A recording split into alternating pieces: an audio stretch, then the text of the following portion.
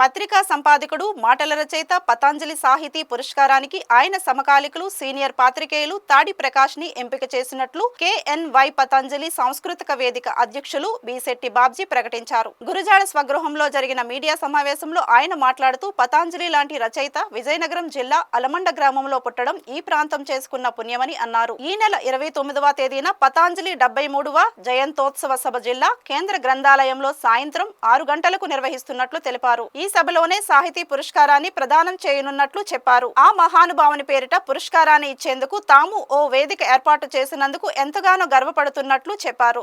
రచనలతో గుల్లవర్షం కురిపించినటువంటి గొప్ప రచయిత కేఎన్వై పతంజలి.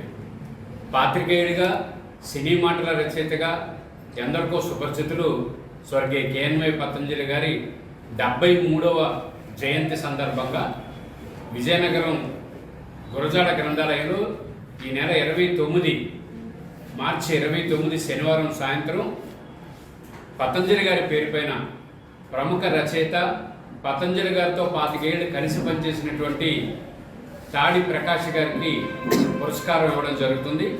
ఇప్పటికే 2015 నుంచి ఇప్పటివరకు అంటే దాదాపుగా దశాబ్ద కాలం 10 మంది ప్రముఖ రచయితలకి గౌరవనీయులు పతంజలి గారి పేరుపైన ప్రతి సంవత్సరం పురస్కారం ఇస్తున్నాం. మరి ఈ సంవత్సరం పురస్కారానికి ఈ వేదిక కమిటీ సభ్యులు, పురస్కార ఎంపిక కమిటీ సభ్యులు పెద్దలు విఎంకే లక్ష్మణరావు గారు, బి నాగేంద్ర ప్రసాద్ గారు, అట్లాగే వేదిక ప్రధాన కార్యదర్శి ఎన్కే బాబు గారు ఎంపిక చేశారు.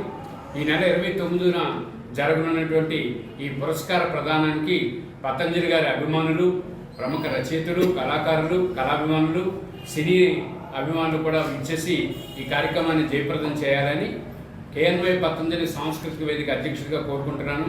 ఇది గొప్ప అంశం. పతంజలి గారు ఉత్తరాంధ్రకు చెందిన వారిగా కాకుండా ఈ సమాజంలో అనేక అసమానతలను వేరెత్తి చూపించి సమాజాన్ని చైతన్యపరచడం కోసం తన వంతు చివరి క్షణం వరకు పనిచేసినటువంటి గొప్ప వ్యక్తి పేరుపైన గడిచిన 10 సంవత్సరాలుగా పురస్కారం ఇవ్వడం చాలా ఆనందంగా ఉంది.